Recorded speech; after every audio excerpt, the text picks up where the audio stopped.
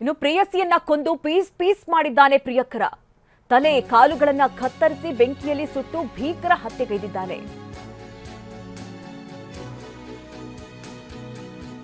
ನೋಡಿ, ಪ್ರೇಯಸಿಯನ್ನ ಕೊಂದು ಆಕೆ ದೇಹವನ್ನ ಪೀಸ್ ಪೀಸ್ ಮಾಡಿ ಆಕೆಯ ತಲೆ ಕಾಲುಗಳನ್ನ ಕತ್ತರಿಸಿ ಬೆಂಕಿಯಲ್ಲಿ ಸುಟ್ಟು ಹಾಕಿದ್ದಾನೆ.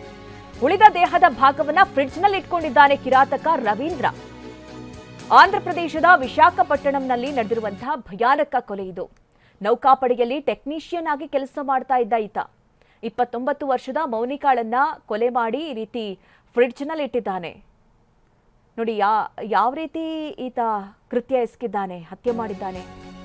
ಮದುವೆ ಆಗಿದ್ರು ಕೂಡ ಮೌನಿಕಾ ಜೊತೆ ಈತ ಸಂಬಂಧ ಹೊಂದಿದ್ದಂತೆ. ಡೇಟಿಂಗ್ ಆಪ್ನಲ್ಲಿ ಮೌನಿಕಾ ಜೊತೆ ಪರಿಚಯವಾಗಿತ್ತು. ಪಾರ್ಕ್, ಥಿಯೇಟರ್ ಅಂತ ಹೇಳಿ ಹಲವು ಕಡೆ ಸುತ್ತಾಡ್ತಾ ಇದ್ರು. ಗರ್ಭಿಣಿ ಪತ್ನಿ ತವರಿಗೆ ತೆರಳಿದ್ದಾಗ ಮೌನಿಕಾಗೆ ಈತ ಬುಲಾವ್ ಕೊಟ್ಟಿದ್ದಾನೆ. ಮೌನಿಕಾ ಜೊತೆಗೆ ಮನೆಯಲ್ಲೇ ಸಮಯವನ್ನ ಕಳೆದಿದ್ದ. ಈ ವೇಳೆ ಮೌನಿಕಾ ಹಾಗೆ ರವೀಂದ್ರ ನಡುವೆ ಏನೋ ವಿಚಾರಕ್ಕೆ ಗಲಾಟೆ ಆಗಿದೆ. ಜಗಳ ವಿಕೋಪಕ್ಕೆ ತಿರುಗಿ ಮೌನಿಕಾಳನ್ನ ಕೊಲೆಗೈದಿದ್ದಾನೆ. ಬಳಿಕ ಮೌನಿಕಾ ದೇಹವನ್ನ ಪೀಸ್ ಪೀಸ್ ಮಾಡಿದ್ದಾನೆ ಕ್ರೂರಿ. ಕೆಲ ತುಂಡುಗಳನ್ನ ಚೀಲದಲ್ಲಿ ಅಜ್ಞಾತ ಸ್ಥಳಕ್ಕೆ ಸಾಗಿಸಿದ್ದ. ಮತ್ತಷ್ಟು ದೇಹದ ತುಂಡು ಫ್ರಿಡ್ಜ್ನಲ್ಲೇ ಇಟ್ಟಿದ್ದ. ಈ ವಿಚಾರವಾಗಿ ಈಗ ಕಂಪ್ಲೇಂಟ್ ಕೂಡ ಆಗಿರುವಂತದ್ದು. ಕೊಲೆ ಬಳಿಕ ತಾನೇ ಠಾಣೆಗೆ ಹೋಗಿ ಶರಣಾಗಿದ್ದಾನೆ.